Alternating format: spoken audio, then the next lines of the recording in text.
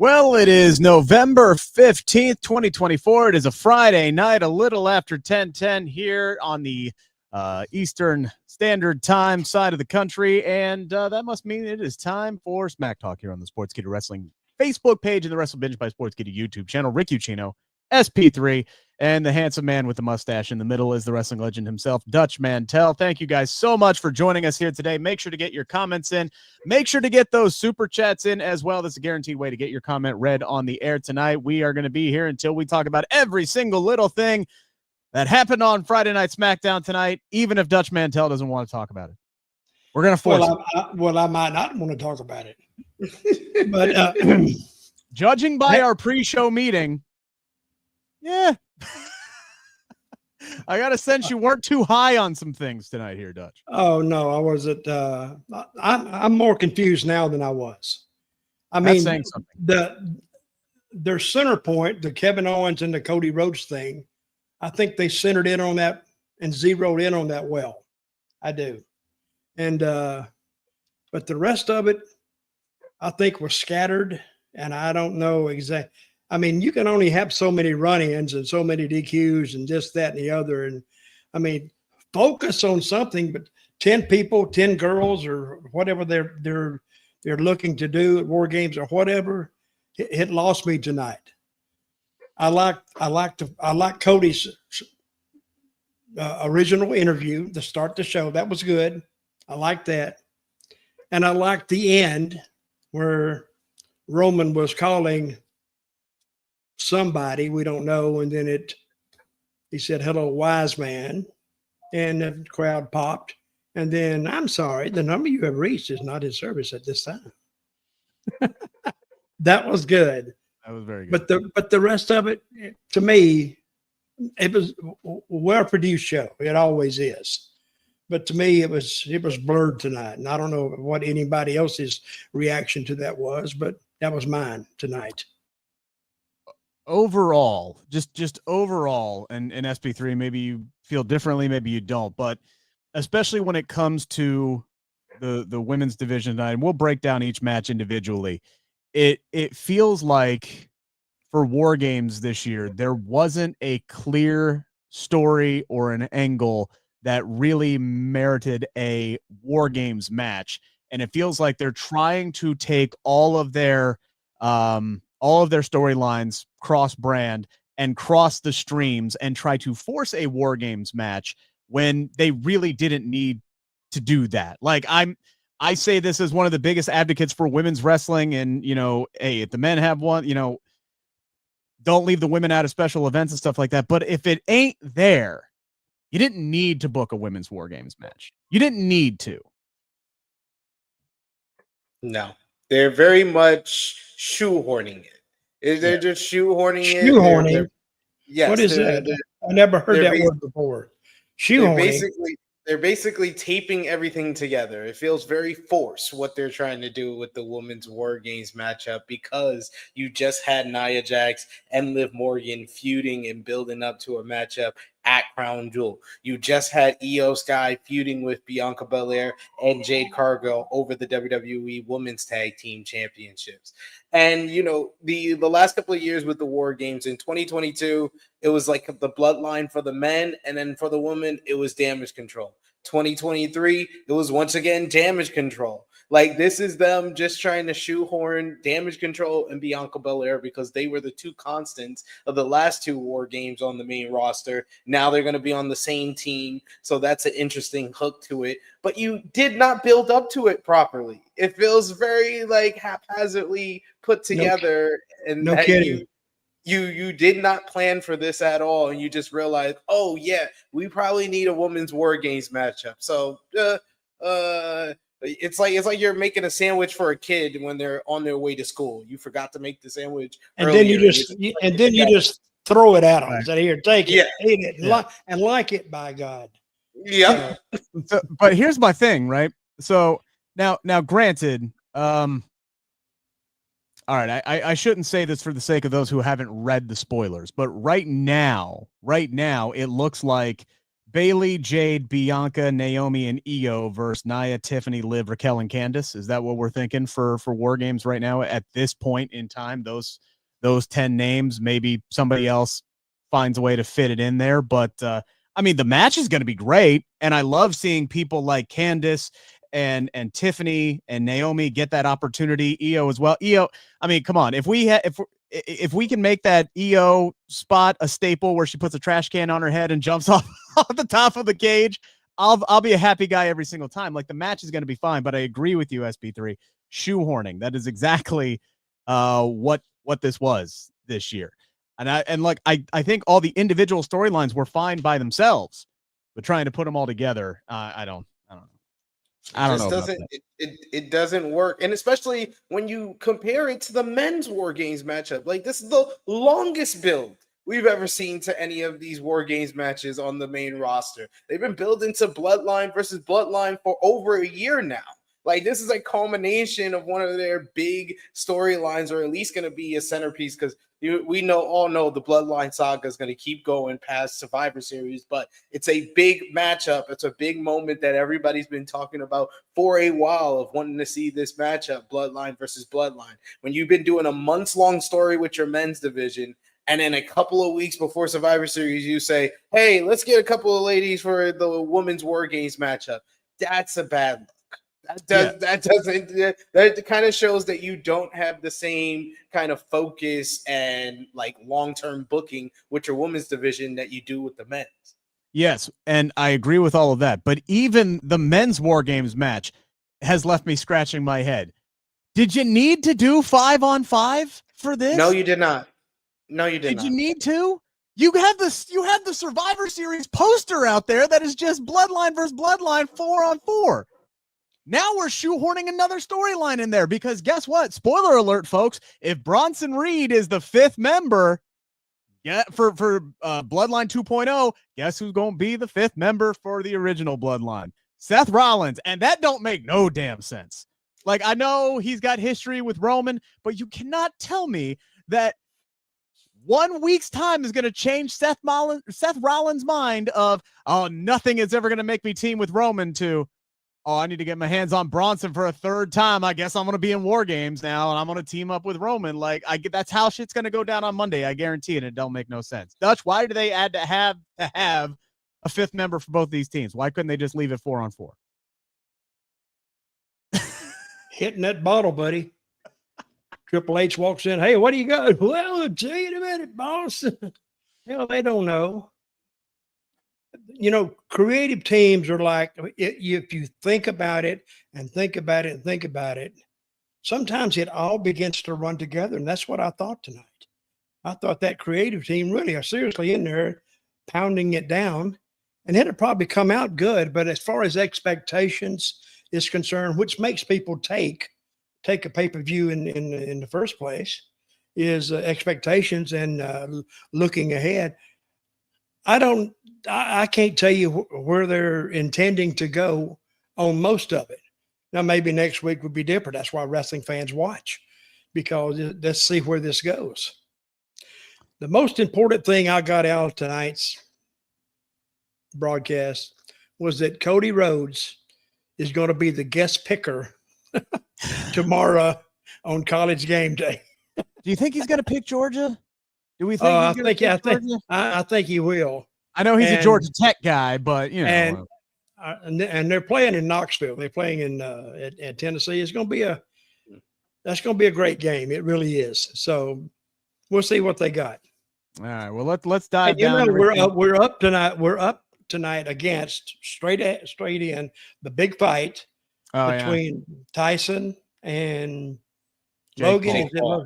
Jake Paul. So any updates on that? I know, and we're live, so it is too. Any updates on that? I don't think it's started yet. Hey, I read did anybody read the leak on what they're going to do? Finish on it. They're going to do. Oh, they said the 5th round, Tyson is not going to be able to make the 5th round. He's going to throw the towel in or something. He's blowed up. So, where did you hear that? What dirt sheet did you hear that from? No, it wasn't. It was just some. It says the finish of of the match has been leaked online, and here it is. I don't know why I did that. I don't know why I put it up, but I did. Why did you just ruin the result for everyone who's watching, so they can watch us? Great idea. There we go. Yes. No, but I will. One of the things that I have noticed online is a lot of people are complaining about the live stream for Netflix, and there's been a lot of issues with this event, which makes me very nervous for January. Because if they're having some issues here with broadcasting live sports programming, are they ready for WWE come January? That's a good concern I have now. Well, I hadn't even thought about that. I hope all is well.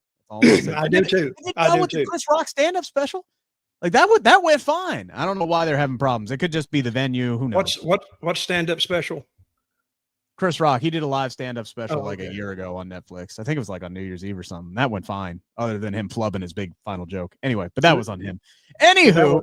So that was live? Yeah, it was live. Okay. It was live. And we're live right now. Let's dive into the very top of SmackDown tonight. It did kick off with Cody Rhodes.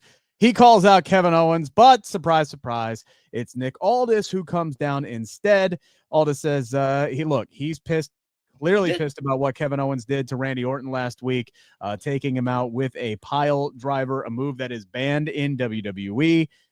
Says until they get things cleared internally with Kevin, he doesn't want him on SmackDown, can't have him on SmackDown, and Cody was having absolutely nothing to do with that. He said that Nick is making Kevin Owens out to be a martyr, which is exactly what he wants.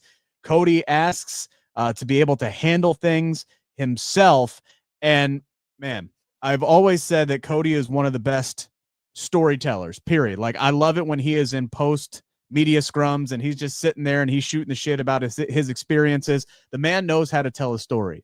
So if you give him something that he can really sink his teeth into, it is just elementary for him at that point. And he dives into this story about, really sells the fact that he feels guilt for what happened to Randy Orton. And there's a lot of blame on his shoulders. And he's talking about how he was sitting in the ambulance last week and he had to call Orton's wife and call Orton's family and tell him what happened, and just realize that it happened because of something that Cody did. And he brought up WrestleMania 40 with Orton in the moment in the ring and telling him that he was proud of him. And it was just a really personal, deep story. You could tell how much that this meant to Cody, that Cody be the one to handle Kevin Owens. And I just thought this was a really well done opening segment here, Dutch. Yeah, good interview. Very good interview. Good way to, and this is the traditional way that WWE in their Attitude Era, they used to start it off with a great big, in-ring interview to start the show off.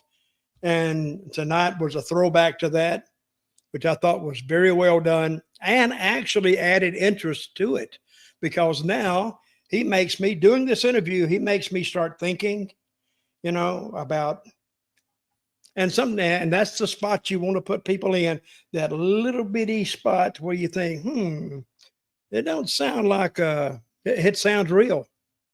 Yeah. And he was very good at that. So that increased my interest in him and the Kevin Owens angle. I was interested in it anyway. Good way to extend it and carry it along. Yeah, they're telling a well done story, because they're really, throughout this whole Kevin Owens heel turn, they're really setting up the heel turn of Randy Orton, because now this is twice that Orton has been beaten down and taken out for a number of weeks because of something that Cody Rhodes did. First, it was with the Bloodline. Now it's with Kevin Owens. And if Cody is going to take care of this, and if he doesn't get the job done, Orton has a reason to get mad with him. And if he does get the job done, Orton has another reason to be mad with him. So he's been having his eye on the WWE Championship this whole time. So he's going to come after the title eventually. But they're also telling a good story with Kevin Owens, where Kevin Owens hasn't won any singles matches. It's still the same thing from before when he got his title shot and he was the baby face. But now he's doing kind of the evil things that he used to do to kind of get another opportunity at the WWE Championship potentially. And if you remember that match with Cody, he lost that match because he would not go to those dark and do those nefarious things and would not do the power bomb onto the ring apron. So, man, I don't think Kevin Owens is going to take the title off of Cody, but it does add some intrigue to, where things go from that point on. And when does the story with Orton happen? Because Wrestling Observer today is reporting that Kevin Owens and Cody Rhodes is going to be the main event of Saturday night, main event in New York in December. So we're already stretching this story out to December. And then it's WrestleMania season at that point. And we know Cody's got a date with either Roman Reigns or The Rock, most likely, at WrestleMania. So are they waiting until after WrestleMania 41 here, Dutch, to get to Randy Orton? And does that mean that Cody Rhodes is going to be pulling the cycle and going year round and wrapping it around and hanging on to that WWE championship for a while? Or do you think maybe they go in a different direction at some point? Well, the last time I talked to the creative team, WWE, which was earlier in the week, they were so drunk. So they were so drunk, I couldn't make heads or tails out of what they were saying. And I don't even think this is still being put together. I don't think they have really decided that far in advance. They have an idea, and Triple H has an idea, but I don't think it's decided. I think they like to do it about 3 months in advance because they can get all their publicity out and all their advertising out. But I don't think anything is set in stone right now. But I think Cody does have an appointment at WrestleMania against either Roman Reigns or The Rock, right. And which I think would be the best way to go. I mean, you're trying to stretch him to there, which sometimes is harder to do than to say. So, I mean, planning that far in advance, say in the earlier days, back in the territory days, you didn't book more than a month in advance because you couldn't, because you don't even know who was going to be there in a month, because guys didn't have contracts. They didn't have anything. They could walk in one day and they said, screw you, I'm gone, or not even show up. Some guys didn't even tell the booker or the owner of the territory they were leaving. They'd just be gone. Now you're scrambling. I mean, with WWE now, they have contracts, so they're basically know who they're going to have. But I think you can put the wagon in front of the horse, and sometimes you don't know what you're doing. I think tonight was a prime example of the creative team losing their focus a little bit. Or they lost me anyway. I'm judging by myself, so sure. I may be alone. And we'll get to some of those points. But SP3, do you envision a world where Cody is wrestling anybody else other than Roman or Rock at WrestleMania? Because they have set themselves up some options where maybe they do Roman Rock this year. We saw The Rock come down at the end of Bad Blood, and he pointed at 3 men in the ring at the time, which were Jimmy Uso, which I don't think is a high, no offense to Big Jim. I don't think that's a high point for The Rock, but they could do, theoretically anyway, playing devil's advocate here, they could do Rock Roman and maybe Cody Randy this year at WrestleMania. They do have options on the table if they wanted to do that.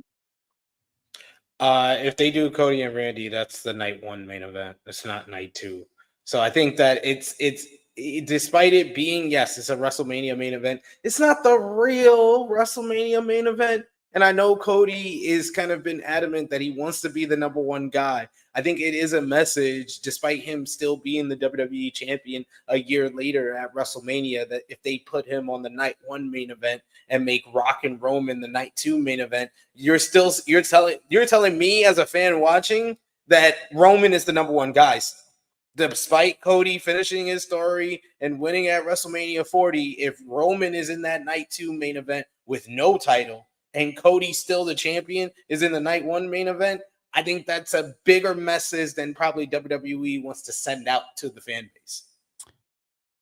I'm just thinking here as we're breaking down these options. That's a dangerous thing. I know, but I don't envy like being in Triple H's position. Let's just say they book these 4 matches, right? You do Rock Roman, you do Cody Orton, you do Cena Gunther, and you do Rollins Punk. and you have to choose between those 4 matches, which 2 are going to end up being in the main event spots. Like that's easy. That's easy. It's Cody, Randy, and you're telling me John obvious. Cena's final WrestleMania match for a world title, if that happens, ain't going to be in one of the main events? No, because he probably ain't going to win. Come on. He ain't going to win. Come on. So no. Come on. Open night 2. Open night 1. Like, he's going to open. That's what Cena's going to do. I'll break this tiebreaker. I'll judge in favor of Sid. I don't think it'll be main event. Really? John Cena with a chance to break the all-time record. They're not going to put that one in the main event spots. They've already done that like a dozen times now. But this is the final time they could do it, damn it. No, it won't, because he's still here to December. At WrestleMania, it's the final time they can do it at WrestleMania. But there is no final time in wrestling. WrestleMania was his final, it was his retirement match. Then that's an interesting proposal to main event or WrestleMania. But it's not. He already told us he's here to December. He can get another opportunity to get number 17. You could say, the last time at WrestleMania, and that's fine for an opener to a WrestleMania. But it's not fine if it's the 37th time we've seen John Cena go for number 17. Just because it's his final year, it's not his final match. It's not his final month. Like, what are we talking? He's not up against the clock here.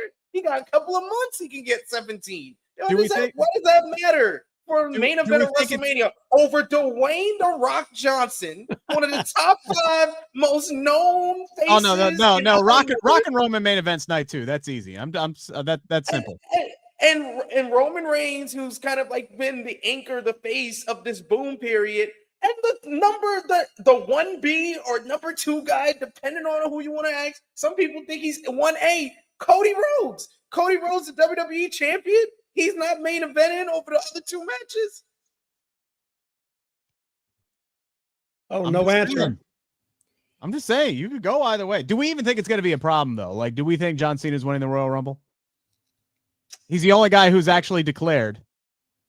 And if it ain't him, who does? Roman Reigns.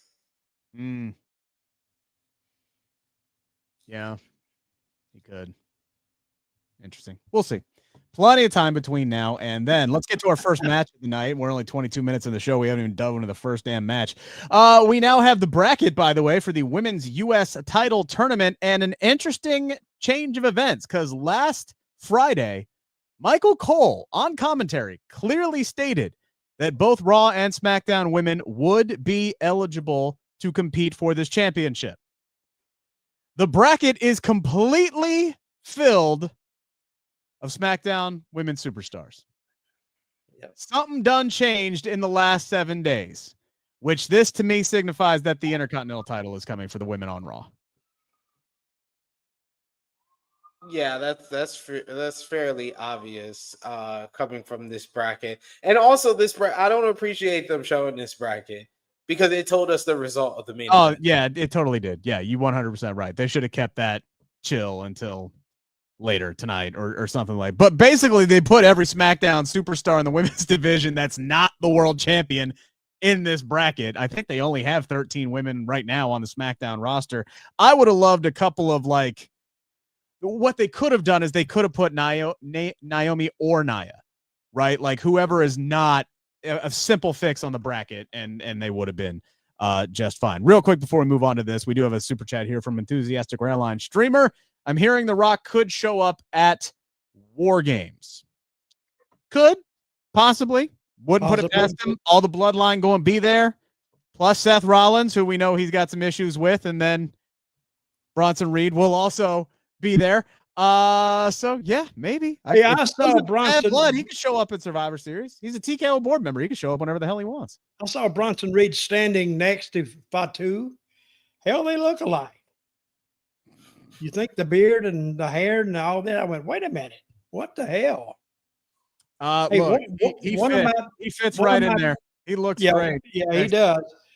One of my bitches is, how many really Samoans do we have in WWE? I lose track of them. Bronson Reed's Australian. I need a damn lineup to tell them, here. Bronson Reed's Australian. It doesn't matter. I'm saying he could pass for one. I would think at this point. First off, I thought that sentence was going in a completely different direction. He said, "You know who one of my bitches was." Jesus. All right. So again, let's get to our opening contest.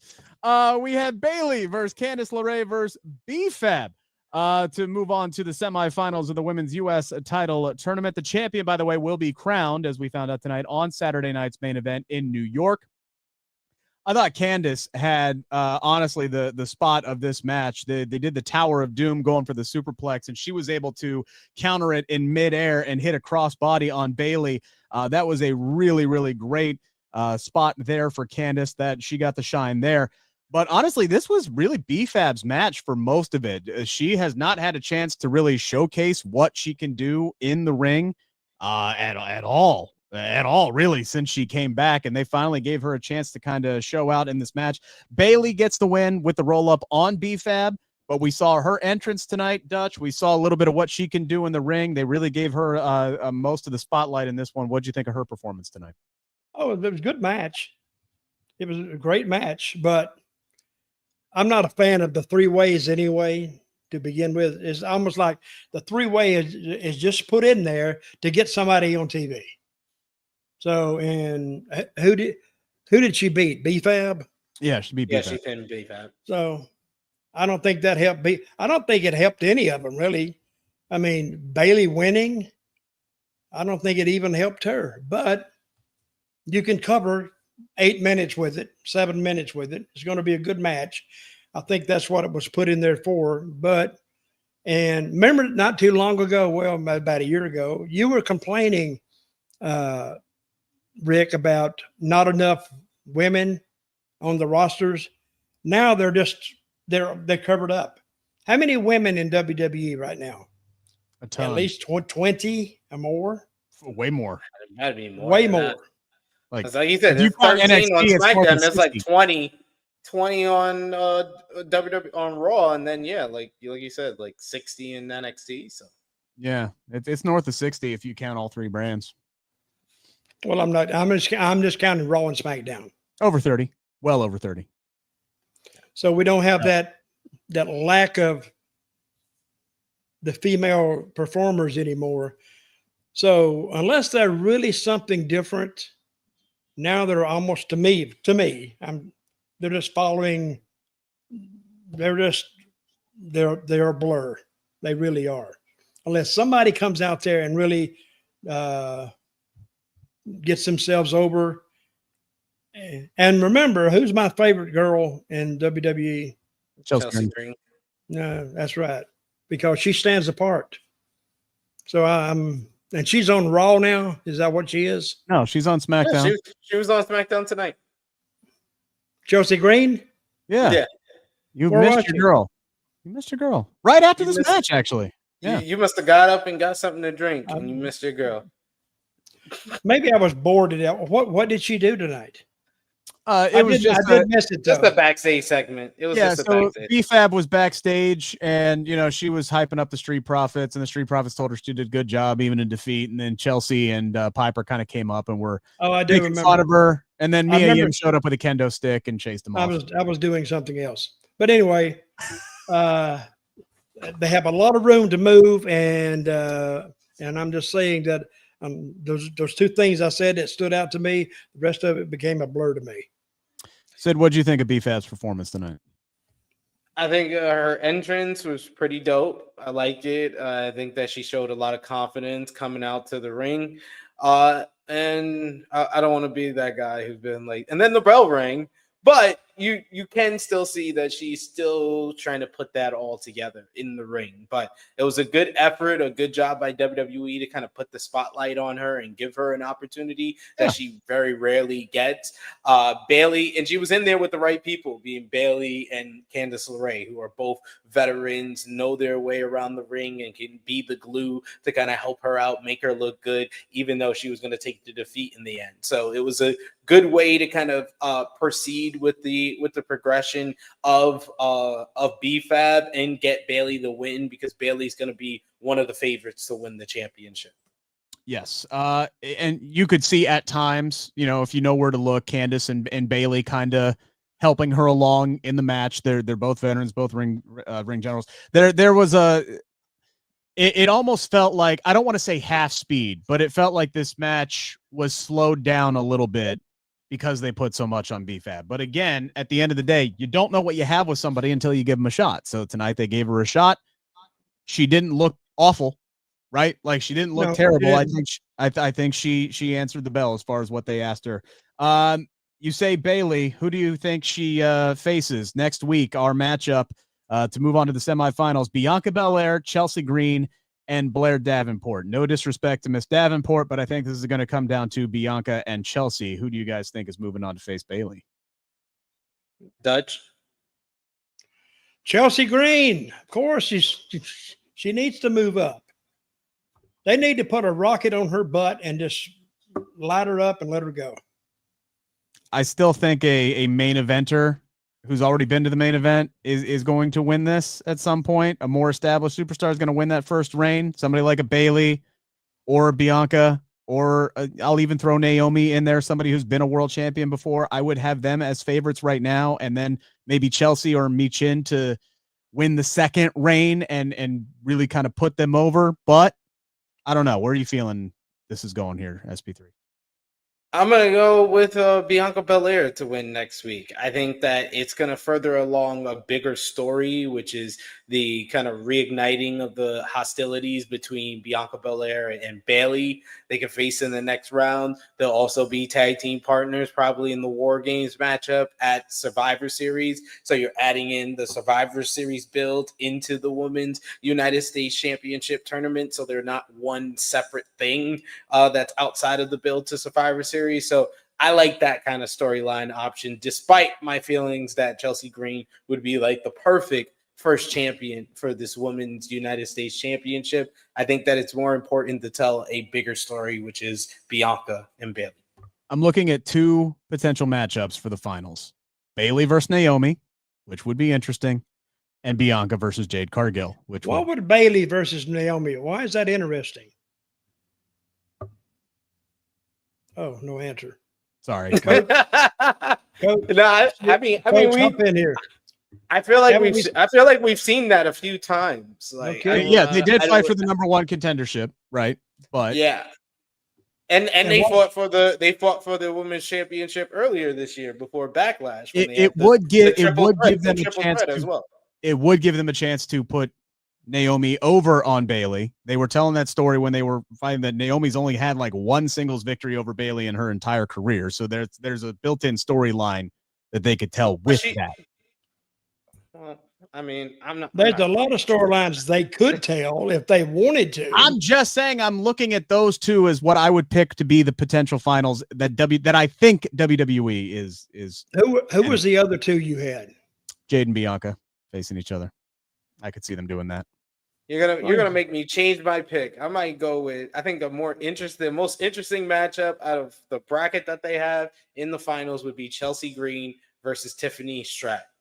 That continue the rivalry that started during the Money in the Bank and coming out of Money in the Bank, and just have them go in these big matches, whether it be Money in the Bank, whether it be tournament finals. That's when these two women are kind of like feuding with one another. It's something that you could keep coming back to, kind of like what they've been doing with Cody and Gunther. Benjamin That's a good choice, Sid. Benjamin Kimbrell saying, who should be the first women's IC champion if they put it over on Raw? Chelsea Green. Io Sky. I'll go with I agree with that. I was going to go with, honestly, lineup damage control and pick one at random. It could be Kyrie, it could be Dakota, it could be Io. I'd be a happy guy. I would go with either Dakota. Kyrie Sane's so good. It feels like they just haven't done anything with her since she came here. I'd love to see Kyrie get a run. That's just me. Backstage, we see Sami Zayn chatting with LA Knight. This was his one shot to try to find somebody that would join be the fifth member of the Bloodline team tonight. LA Knight walks away from him. So obviously they're going. Sammy's talking to literally anybody who's been involved with the Bloodline. Hail Marys left and right that Mr. Zayn is just chucking down the field. You know what they needed in that? They needed him talking to a janitor that's mopping the floor. See if he can get the janitor to join up. But really, the guy said, I don't know.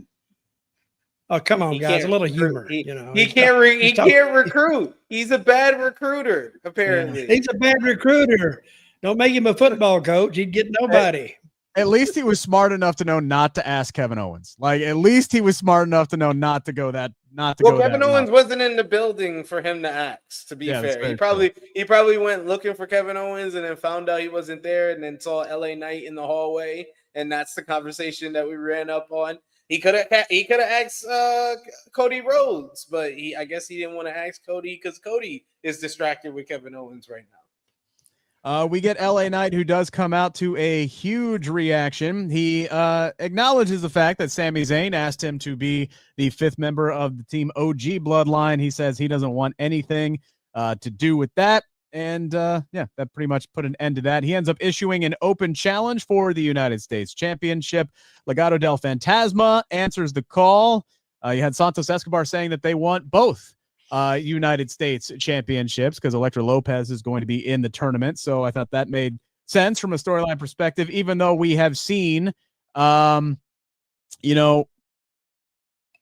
Escobar and LA Knight multiple times already.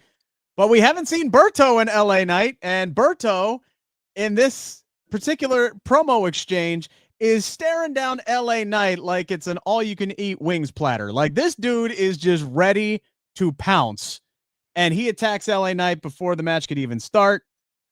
And they finally give Berto here a chance to really. It felt like opportunity night. It was B-Fab in the opening contest, and then it's like, okay, let's give Berto a chance to see what he can do against a well-established guy now at this point in LA Knight.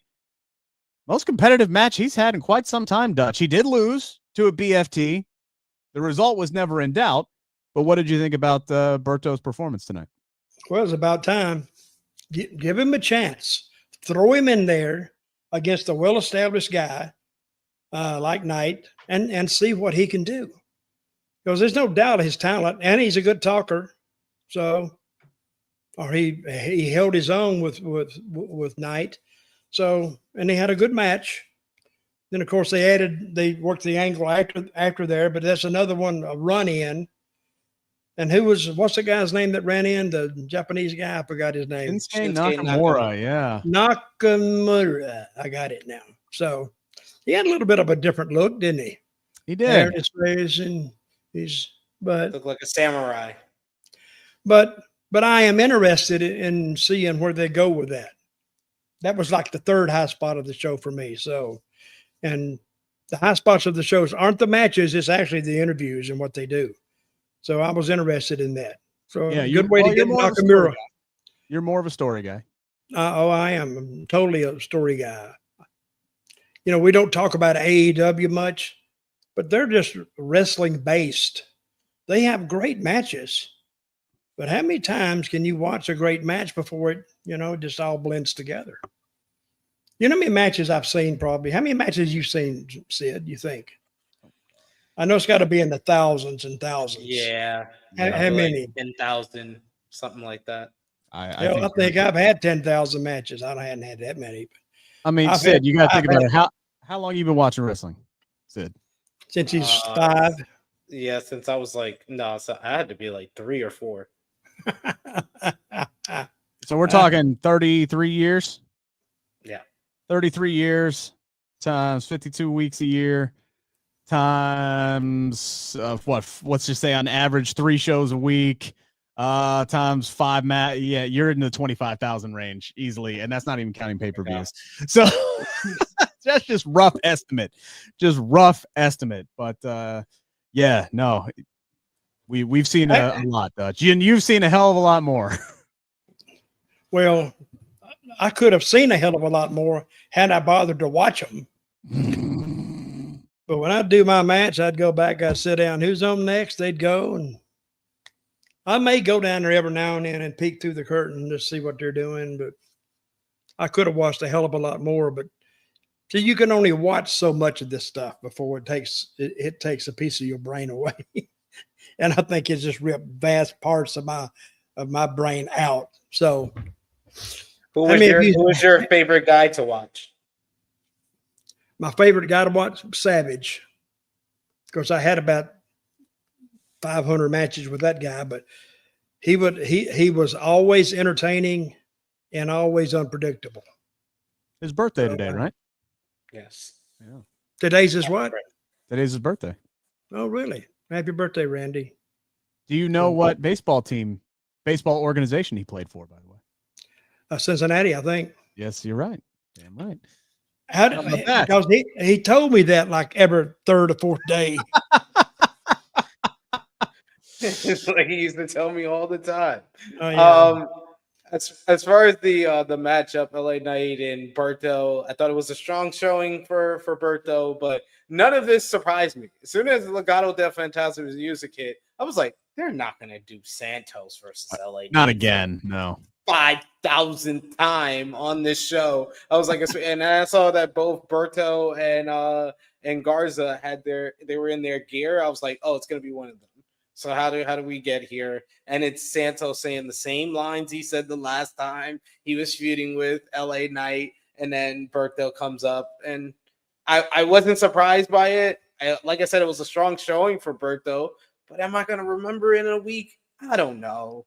I'm kind of over Legado del Fantasma on SmackDown. I like them, but a lot of their kind of like what had them with the it factor in NXT has been kind of sucked dry on SmackDown. Yeah. I don't know. I don't know if that's. I hate saying this. Believe me, I hate saying this. You do not, or you wouldn't say it. Right. You don't know what I'm about to say. It don't matter. I really think there's a lot of. I think there's a lot of people on this roster that could benefit by a third hour. That could really allow them to kind of on a weekly basis cultivate the stories more. Please, not a third hour. I'm telling you, man. There's a lot of people on this roster who could benefit by a third hour. Really, there is. Won't you just get a different show and just put it on afterwards? And a fourth brand? You want a fourth brand now? Don't even combine it with SmackDown. Just call it something else.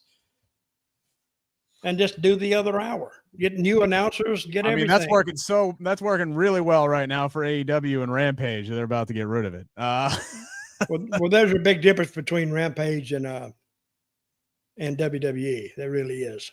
All right. What do we think, guys, about Shinsuke Nakamura's return here? We have not seen him for quite some time. At least a year for me. Since April 2024 was the last time he showed up on WWE TV. Remind me, what was he wrestling Cody? What was he doing the last time? He was wrestling Ilya Dragunov on an episode of Monday Night Raw I think this was before the draft, if I'm not mistaken. He challenged Seth Rollins a number of times for a world title, right? Like, wasn't he challenging? That was last year. That was late last year, right? Okay, yeah. And they were doing all the cool vignettes with him, and then they again just did not pull the trigger with him. Do we have any faith that they're going to do anything of substance with this man now that he's finally back? No, not much faith, but I will I don't have any. I will give it a try to see if it can hold my interest with him coming out with as Corey Graves called him, the Wayward Samurai. So I'm willing to see if this is a different take on the Nakamura character than what we've seen in the past, but I don't have my hopes up for it. I don't think this is going to lead to the biggest push of his WWE run, because you fooled me once, shame on me. You fooled me twice, shame on you. Basically, I'm done. You're not going to fool me again. It's over. I could see him winning the U.S. title though. Yeah. I could. Whatever. I could see him and Knight fighting over this for a while. I could see that. I could see that, but I don't think they should. We got the Bloodline backstage. Sami Zayn telling Roman Reigns it's not looking good as far as finding a fifth man. And we got Jey Uso saying that Roman needs to make the call. He needs to make the call. But before we get any more information on that, we get Bloodline 2.0 that hits the ring. Before Solo could barely get out the words, "Acknowledge me, Milwaukee," Roman Reigns and company, they come out and the fight is on. They wasted no time with this one. These 8 men wanted to tear each other apart, and the OGs had the upper hand until big Bronson Reed showed up, and man, it was an all-out assault at that point. Roman Reigns got absolutely decimated from a spike, a moonsault, and a big tsunami. They put Bronson Reed over in a really big way here. It would be nice if they would kind of give him some wins to go along with these really impressive outside of match showings that he's having. Maybe he'll win on Monday, and that'll be impactful. He should have beat Seth Rollins at Crown Jewel, in my opinion. I'm glad that he's seemingly going to be getting this spotlight inside of WarGames. I think the guy he's great. I think the guy's got everything that he needs to be a main event caliber guy in WWE. I would like to see them get that push. Dutch getting put in the Bloodline saga here and going up against WarGames against guys like Roman Reigns and presumably Seth Rollins and all these other guys who are going to be in there. This is a big spot for Bronson Reed. Oh, it is a big spot. He can make him, or at the same time, he could break him. Unless they put him in there and do something with him, he's just going to blend in with the rest of them. So he's a big, impressive-looking guy, does the tsunami or whatever they call it. But sometimes guys get put in the wrong position, and they're putting him in the right. They think they're advancing him, but he's with some big, badass guys anyway. What can he do that is so much better than what they can do that's going to set him apart? So that's the only drawback I got with it, unless they put him in there to, just tell a story down the line.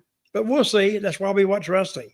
We may not agree with it right now, but hell, maybe next week or 2 weeks or 3 weeks from now is one of the greatest things they've ever done. So we'll see what they do with it. Yeah, so creative. I'm looking at you guys. Do something. If we look at the guys who are involved in this matchup, SP3, all of these guys, we may not know exactly what they're going to be doing, but everybody's WrestleMania spot, there's going to be something for them on the show. Bronson Reed is the only guy right now that I'm going, okay, what's he going to be doing at WrestleMania, right? Is he going to be on WrestleMania? Like, this is one of those spots where if he goes out and he shows out, maybe he works his way up to the Intercontinental title scene or the United States title scene, depending on how things, shake out with the roster, with the move to Netflix and everything like that. So, I mean, this, as Dutch said, this really could make or break his 2025.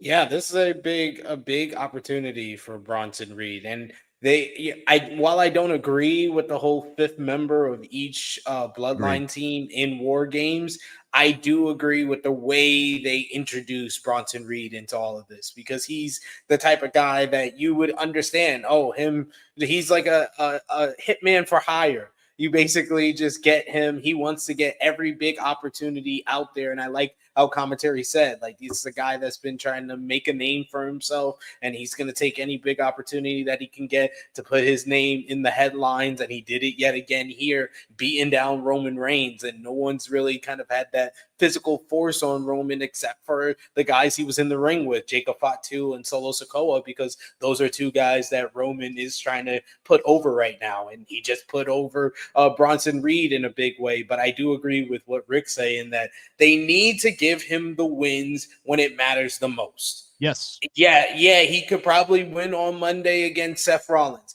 Guess what? I'm going to tell WWE, I'm going to be honest with you. That don't mean anything. He already lost. He lost to an injured Seth Rollins on the pay-per-view. When he wins the rematch on TV, probably as a payback with the Bloodline helping him, it does not do anything for him. Just him being in this match does way more than him beating Seth Rollins now on TV. That does more to be like, hey, this guy has potential and we see it, than him getting now an even 50-50 win against Seth Rollins. So they have to capitalize with singles wins. He should have obliterated Rollins at Crown Jewel. Like, the story should have been, I'm dominant, I'm this force, I just crushed your former world champion.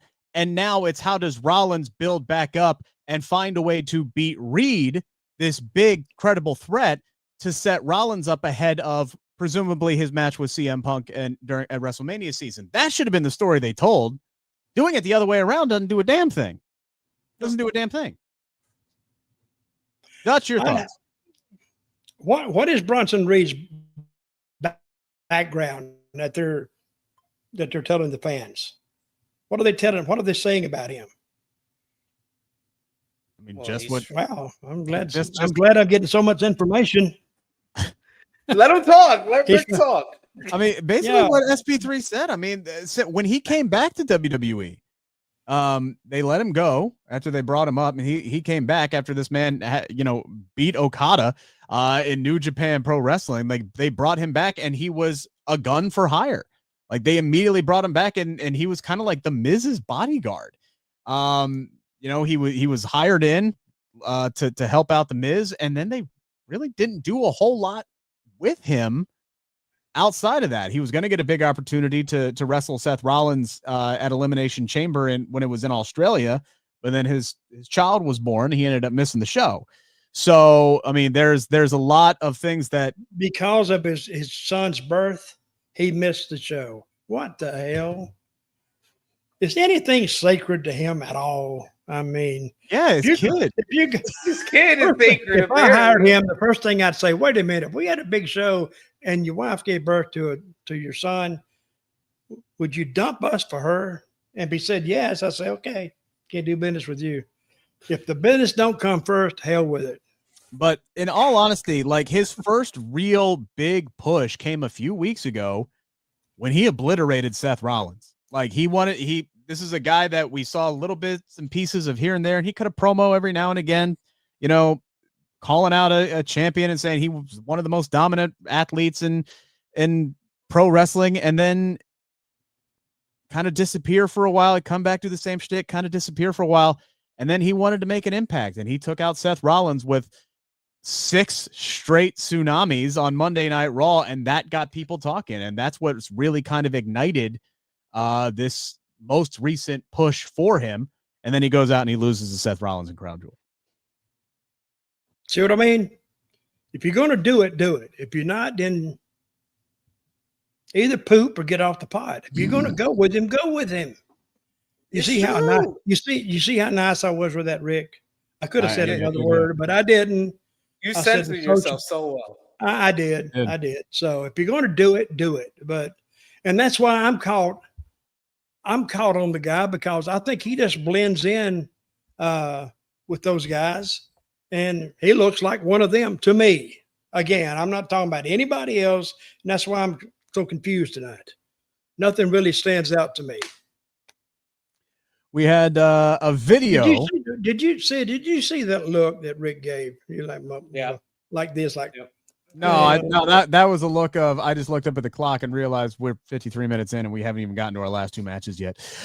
We had Kevin. We don't got much to say about this match. Yeah. We don't have anything to say about it. So we had Kevin Owens' video package from a car. Great. I love that interview. Basically talking about how he showed up to SmackDown tonight. Nick Aldis told him to go. And now that Cody Rhodes, the Golden Boy, has said, no, I want Kevin Owens here. Oh, well, because the Golden Boy says so, now I get invited back to SmackDown. I shouldn't show up. But you know what? I'm going to show up. Not for Nick Aldis, not for Cody Rhodes, but for me. It's in Utah. It's beautiful out there. It's going to be great for me. Kevin Owens. That was good. That was a good interview. Kevin Owens. And how long was that interview? Like a minute? 2 minutes. It was 2 minutes. He got a lot in and made himself interesting without a match. He has a victim complex. It's obvious. But anyway, he's not wrong. He's not wrong. In anything that he's saying, he's absolutely 100% right. If you look at WWE, you show up to come to work, like he was talking about, I was doing my job, come to work, and the guy sends you away. Well, what kind of company is doing that? And then all of a sudden, the big breakup of the big fight tonight, all those, agents coming in, they're the weakest bunch of agents I've ever seen them. They couldn't break up with nothing. They couldn't break up a damn 6th grade fight on the playground. They were just useless. And that's always bothered me. Hey, if you're going to bring in some guys, have one of those guys lay him out and the guy cart him out, or let him do the deal, or do something. Make these guys dangerous. But anyway, that's just me, though. Rick's looking at me like, shut up. But we will be getting a face-to-face with Kevin Owens and Cody Rhodes next week, so that will be interesting to see what happens there. We had our WWE Tag Team title match tonight. Motor City Machine Guns going up against the Street Profits. A lot of focus on the Street Profits heading into this matchup. Another shot for them to win the tag team titles. They really put over the fact that these guys are growing increasingly frustrated. They haven't won the belts in nearly 4 years. Profits were all business on this one. Montez Ford clearly just stone-faced, focused on this matchup, as was Dawkins. Honestly, one of the best spots of the night was when Dawkins just yeeted Alex Shelley into the announcer's desk. That man flew. Oh, that was great. That man literally, he almost missed the desk. Yeah. That was like ass first into the desk. That was the best yeet spot I've seen since Keith Lee and Adam Cole in NXT. Like, in all honesty, that was absolutely spectacular. I don't think the announcer knew he was coming because he was late, and then went, oh my God. Yeah, Corey Graves, his life flashed before his eyes for a second on that one. He barely got out of the way of that one. I thought this match was pretty good until Tommaso Ciampa hit the ring. And I have no issues whatsoever with Ciampa's new direction and him, being sick of everything and being more serious and tying into his villainous role. I have no problem with that. Man, I really didn't want him to break up this match, though. Johnny Gargano rushes to the ring, trying to calm him down. Johnny gets shoved on his ass by Tommaso Ciampa, who storms off. He's pissed off. So is Dawkins. He punched. I missed which one of the machine guns he hit, but he punched one of them after the end of the match. Everybody's pissed off, and the Motor City Machine Guns are going, fuck did we do? We didn't do a damn thing. We catching strays out here tonight. SP3, what'd you think of this mess? I wanted to like this more, but I couldn't because they cut it short. Yeah, that's what I feel like. Like, it feels like this matchup was just hitting second gear, not even third gear. It was just hitting second gear, and then Ciampa got involved. I like the story that they're telling with Tommaso Ciampa, and especially when you have the three best teams are baby faces or were baby faces when the Motor City Machine Guns come in here, because the Street Profits and DIY are really kind of the heart of this kind of uprising and reemergence for the tag team division. Before Motor City Machine Guns came into play, you need one of them to kind of be the heels in the situation. So I like what they're doing with Tommaso Ciampa, and then in turn also with the Street Profits, where it looks like we're going to either have DIY no more, or we're going to have the Street Profits turning heel to feud with the Motor City Machine Guns. And I like either of those options because I think the Machine Guns can have great matches with a bunch of teams on the SmackDown roster, but these two teams in particular. I think the reason why I'm so mad about this finish is I wanted some kind of clear-cut, definitive, are we in on the Profits? Are we out on the Profits? Do they have some kind of a direction? Do we think that they're going to get some kind of a renewed push amongst all these headlines about being frustrated, this, that, and the other thing? Exactly what? No. I said it's scattered. You don't know. Who's the good guys in this? Who's the bad guys? So when you split that crowd, I think you're just making it harder on yourself. If you're going to, again, I'm going to go back to my saying I said earlier, if you're going to do it, do it. If they do another one like this, like, choose who you want or whatever, I think, you're hurting the quality of the match. And the fans, if you have one guy pulling or some people pulling for one team, other people pulling for the other team, it's battling fans, and they take more of the emphasis than the match would. I've seen that happen.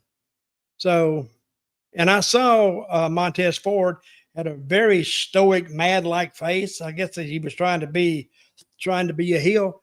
People they didn't buy that. They didn't want to take him as a heel. Sometimes they have, man, we've seen this happen. They turn somebody heel. The people don't buy it, and they got to go around and back it up and take him back to where he was. That happened to Montez last year. That happened to Montez and Angelo when they put him with Bobby Lashley, which they did bring up on commentary tonight, by the way. Yeah. I thought that was interesting. They didn't shy away from that. Well, make it. I don't. I think I'll go back to what I said before. Was I talking, Sid?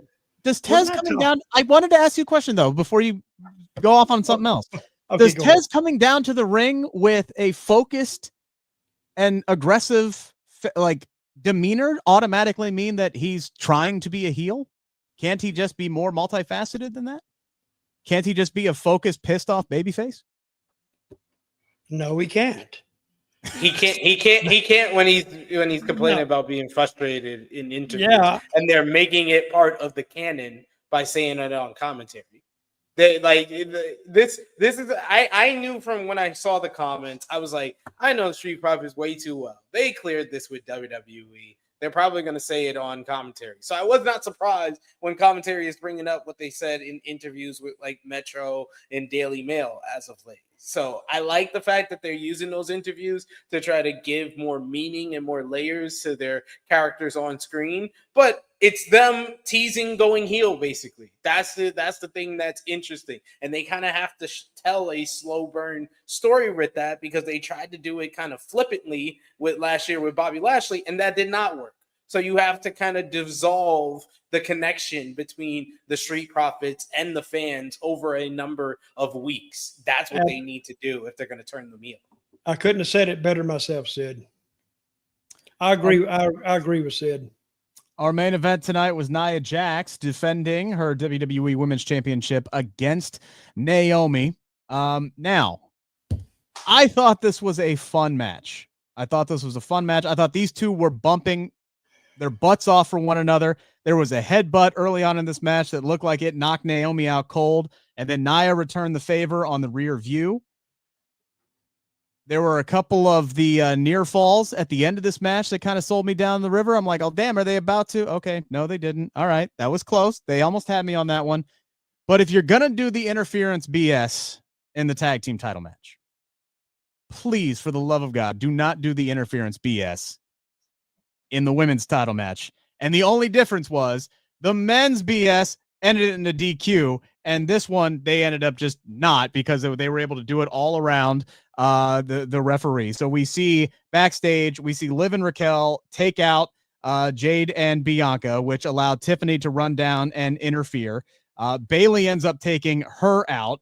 Naomi gets a near fall with a split leg and moonsault. Then Candice shows up to take out Bayley. That allows Nia to pick up the win with the Annihilator. And this was all just one big setup for this women's WarGames match that we talked about earlier at the top of the show, which is kind of being forced together. And I hate that for Naomi. I hate the fact that her title shot, her big title shot, little more than just a setup for another match. I hate that for her. Genuinely hate that for her. Yeah. Sid? Yeah. I hate it too. Mean, I like this matchup. I think these two ladies, especially after the commercial break, I thought after the commercial break, the match got really good. It started off a little bit slow, a little bit clunky in some spots, but after the commercial break, they really started getting good, started getting some great near falls down the stretch. So I like the matchup. But yeah, Naomi's big moment was just to build to a haphazardly put together women's WarGames. Kind of what I figured.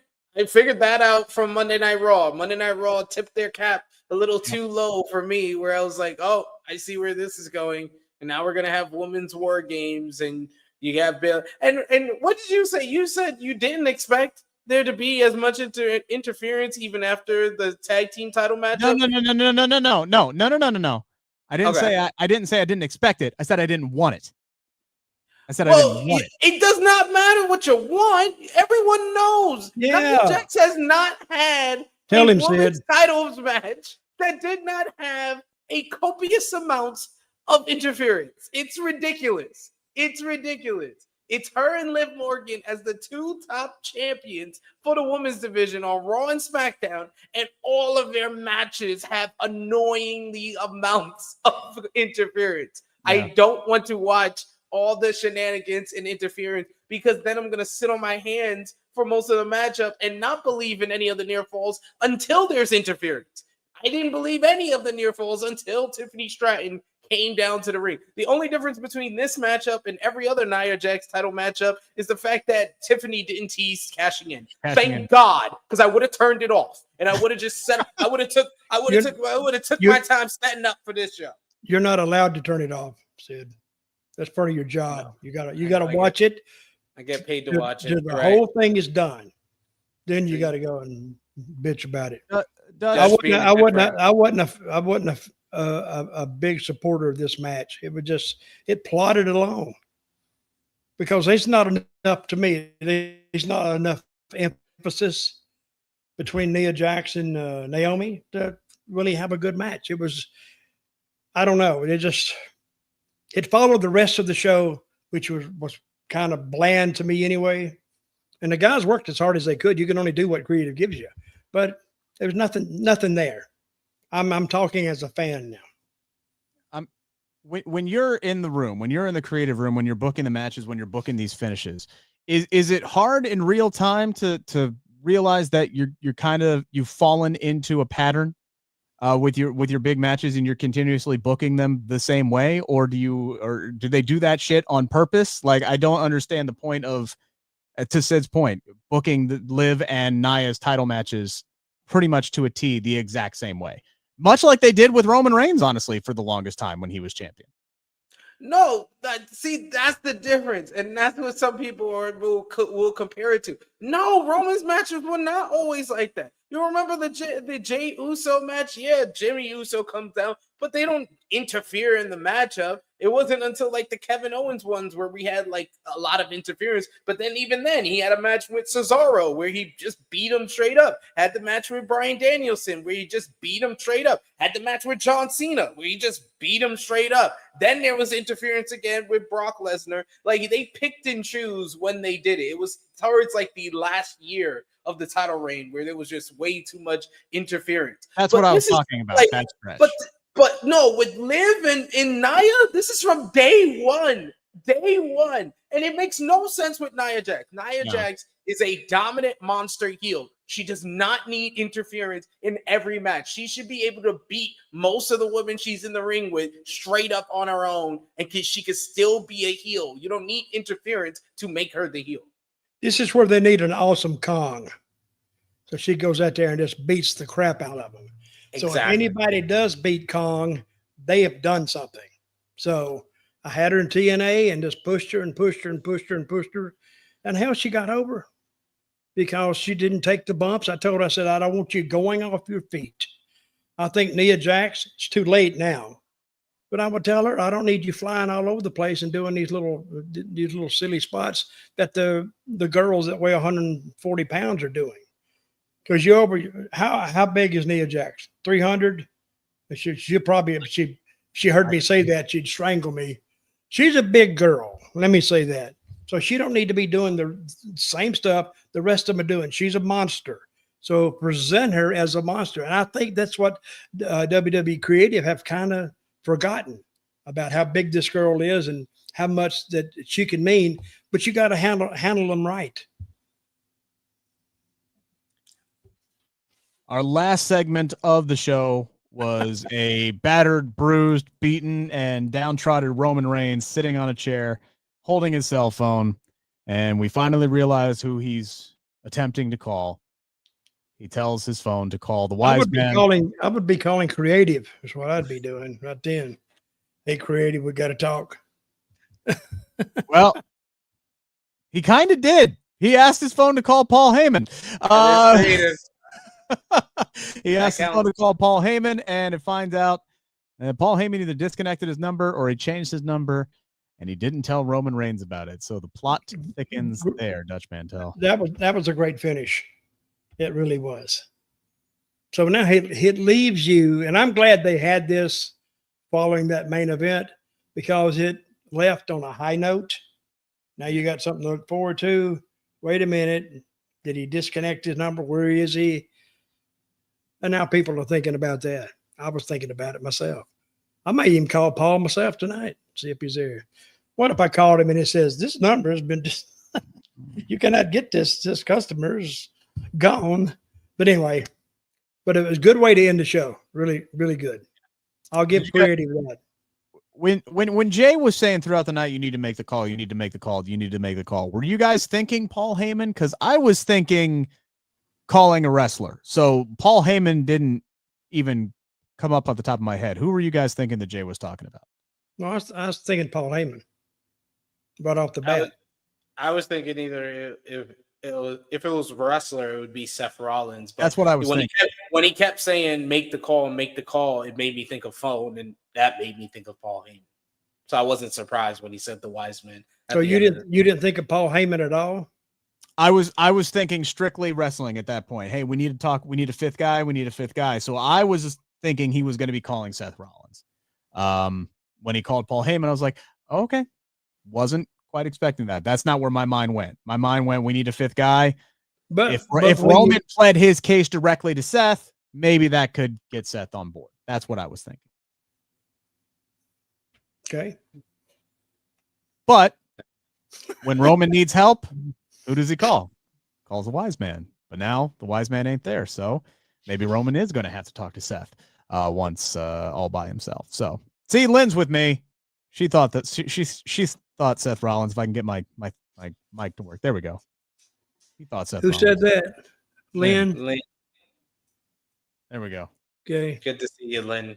SP3, what's going on True Heel Heat this weekend? We got tomorrow, 11:05 a.m. Eastern Time, the True Heel Heat flagship podcast. Myself, Miss Chrissy Love, and the True Draw Josh talking this week in pro wrestling, talking some AEW, some WWE. We'll have a question of the day that we'll be discussing as well. So join us live, a recap of this week in wrestling. Also some New Japan we're going to discuss and some Stardom over on the flagship. So join us live for that. Dutch, what you got going on? Georgia, Tennessee, who you got? Tennessee. Georgia. That's a hard one to call. You're the tiebreaker, though. Go ahead. I'm going to say Tennessee. Wow. At Georgia. It's going to be tough. Oh, it's at Georgia? Oh, I'm changing. It's at Georgia, so. I'm changing my pick. I'm going Georgia. Are you really? I'm going Tennessee. I'm a Tennessee. I haven't watched a whole lot of college football other than a few disappointing UC Bearcats games, so I don't know much about it. Hey, college football season it's actually been good this year. If anybody wants to get in contact with me, Dirty Dutch Mantell with 2 L's at gmail.com and email me and I'll respond back to you because I have nothing else to do except sit here and go over these shows with Sid and Rick. You can follow me. You can follow me on X, Instagram, and now Blue Sky. I am over on the Butterfly app as well at Rick Ucchino. What the hell is Blue Sky? I never Blue Sky is okay. So Blue Sky, I can't put Blue Sky over more than this. It's Twitter before Elon Musk ruined it. So if you liked Twitter before he took it over, that's Blue Sky. So just go over to Blue Sky. It's an exact carbon copy of what Twitter used to be. And there's a mass exodus of people who are heading over there. So get in on the ground floor now. Anyway, so you can follow me over on Blue Sky right now at Rick Ucchino. If you like pro wrestling stuff, all my stuff for Sports Illustrated is dropping over there. And I don't want to jinx it, but I'm supposed to talk to somebody, pretty big member of the AEW roster on Wednesday ahead of Full Gear. So hopefully I'll be dropping that boss of an interview coming up here sometime soon. So follow me there. We'll be back next Friday here on the Sportskeeda Wrestling Facebook page and WrestleBinge by Sportskeeda YouTube channel. Thank you guys so much. Enjoy the rest of your weekend. See you guys.